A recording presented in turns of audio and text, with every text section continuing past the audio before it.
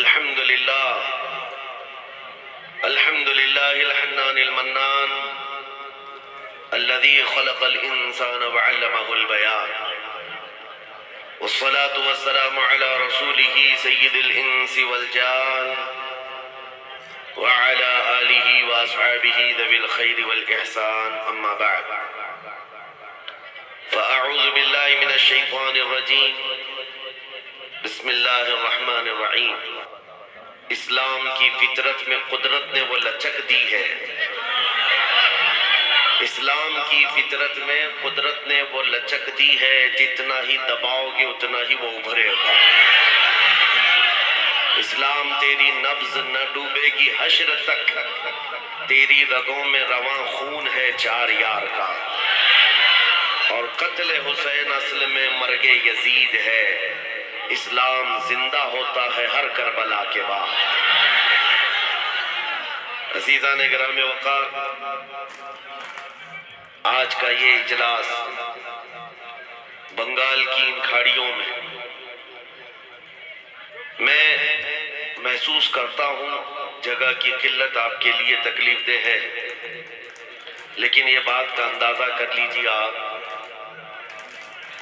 ایک صاحب نے ہم سے پوچھا بھی تھا، چھوٹے چھوٹے گاؤں میں بھی جلسے ہوتے ہیں، اتنی پبلک آتی کہاں سے، اتنے لوگ کہاں سے آتے ہیں؟ ہم نے یہ کہا عاشقان رسول صرف انسان تھوڑی ہیں، جنات بھی ہیں، اور اللہ تبارک و تعالیٰ کے فرشتے بھی رسول پاک کے عاشقین ہیں۔ یہ بات کرنا ہمارا کام ہے، نبی پاک کی شان میں حضور پاک کی تعریف و توصیف کرنا یہ ہمارا کام ہے، اور لوگوں کے دلوں کو پھیرنا یہ اللہ کی شان ہے۔ آج دور دراز سے لوگ سفر کر کے گھنٹوں یہاں بیٹھے ہوئے انتظار میں ہیں، کس بات کے لیے آئے ہیں سب کو پتا ہے میرے عزیزوں، یہ کسی نیتا کو سننے نہیں آئے، آمنہ کے لال کو سننے آئے ہیں۔ تاجدار مدینہ صلی اللہ تعالیٰ علیہ وسلم کی محبت کی بات کی جاتی ہے تو جذبہ جوان ہو جاتا ہے، اور میں وہی بات کرتا بھی ہوں۔ ہماری عمر اب پتہ نہیں کتنے دن باقی رہ گئی، لیکن ہم یہ چاہتے ہیں کہ وہ بات کریں جس میں 80 سال کا بوڑھا بھی 25 سال کا جوان بن جائے۔ ہم کربلا کی داستان بھی سناتے ہیں تو اسی نیت سے کہ اس کے اندر جتنا خوف ہے نکل جائے، اس لیے کہ اب ان کے بعد آنے والے بچوں کے لیے ایسے چیلنجز آئیں گے، گلی کوچوں سے چھوٹے موٹے کیڑے نکلیں گے، چاقو لہرا کر دکھائیں گے، تلوار لہرا کر دکھائیں گے، بہت سارے مسائل آئیں گے آنے والے دنوں میں، اور ہم اپنے بچوں کو ابھی سے جوان کر کے جاتے ہیں۔ اے نوجوانوں، کل کہیں کوئی درندہ ناچتا ہوا نظر آئے تو اسے کہنا رکھ یہ چھری اپنے پاس، ہم 1400 سال سے کربلا سنتے آ رہے ہیں۔ ہمارے اندر گردن کٹانے کا جذبہ موجود ہے، اور گردن پر چڑھ کر بولنے کا جذبہ بھی موجود ہے۔ ہم وقت کی طاغوتی طاقتوں سے ہاتھ ملا کر ان کے تلوے چاٹنے والوں میں سے نہیں ہیں، ہماری تاریخ ہے باطل سے ٹکرانے والوں میں ہمارے پرکھوں کا نام آتا ہے۔ عزیزان گرامی وقار، ہم جو بات کرتے ہیں نوجوانوں سے اسی لیے کرتے ہیں کہ کل کو آپ کمپرومائز نہ کر لیں، سمجھوتا نہ کر لیں دین کے معاملے میں اور حضور کی عزت کے معاملے میں۔ حضور پاک صلی اللہ تعالیٰ علیہ وسلم کی شان اور عزت کے معاملے میں کوئی سمجھوتا، ہاں ہم باقی معاملات میں مان لیتے ہیں، پانی نہ ہو، کھانا نہ ہو، کپڑے نہ ہو، گھر نہ ہو، چھت نہ ہو، ان سب معاملات پر ہمیں ہمارے دین نے بھی صبر سکھایا ہے، ہمارے ماں باپ نے بھی صبر سکھایا ہے۔ ہمارے استاد ایک بات کہا کرتے تھے کہ بیٹا ہمیشہ اخلاق میں سے یہ چیز ہے کہ گفتگو نرم ہونی چاہیے۔ 3 چیزیں ہر مسلمان کی عادت ہو جائے، اخلاق ہے، یہ اسلامی اخلاق ہے۔